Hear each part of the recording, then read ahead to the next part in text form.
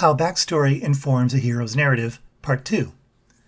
Brenna, our extraordinary heroine, is the firstborn daughter of Lord Lyndon and Lady Alexina Velez.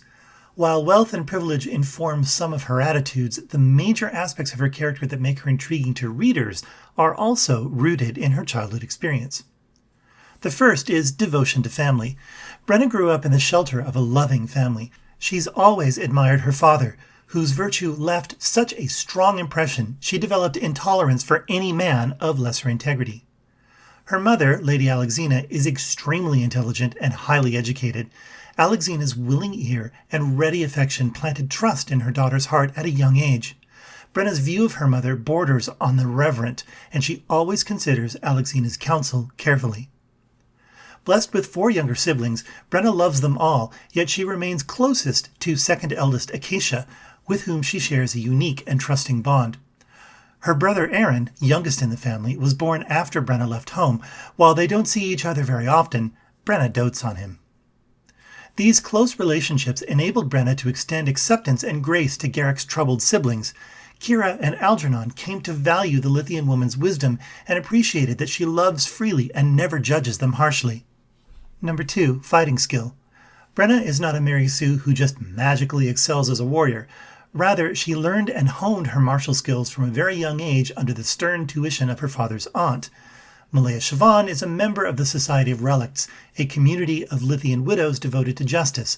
Learning combat skills with blades and a bow developed strength and agility, but also provided a means to maintain fitness. Despite being a small woman, Brenna is formidable and fearless with a weapon in hand. She can defend herself and those whom she loves, but she is also able to destroy her enemies when necessary. Number 3, musical expertise. The piano occupies a sacred place in Brenna's heart. Her early experiences, learning music from her father, developed natural talent to the extent that she dominated every competition she entered. Yet she didn't pursue a musical career.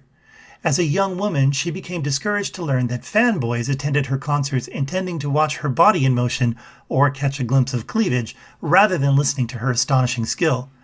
Discouraged, she stopped performing and added battlefield medicine to her music degree. Later, after leaving military service as a medic with the Expeditionary Force, she began teaching music to students in Marvik, Temeria's capital city. This required a great deal of patience, as she had to overcome the racial prejudice of xenophobic Temerian parents. However, her desire to perform and the secret longing for thunderous applause led to a fateful confrontation in the restless northern coastal colony, events which sparked the Great War. And finally, faith, a moral compass, and healing. Intense devotion to faith is central to Brenna's identity, informing a comprehensive worldview in which a loving deity she calls Allfather is active, eminent, and directly involved in every aspect of her life. Her own father, Lord Lyndon, studied as a theologian and lives in harmony with the values he taught his children. For this reason, Brenna can offer intelligent, well-reasoned arguments in favor of her faith, enabling her to explain the veracity of belief in the unseen to people like Garrick, who are focused on the concrete and measurable. Brenna's belief is neither flimsy nor nonsensical. Garrick once described it as a large army with heavy artillery. Evidence of power flowing through her soul is both puzzling and undeniable. This is most evident in her inexplicable ability to heal wounds with a kiss, a skill that began in childhood and developed in both scope and power over time. The boundary between Brenna's belief and Garrick's skepticism is a minefield of potential conflict, yet love elevates mutual respect and leaves room for the differences between them.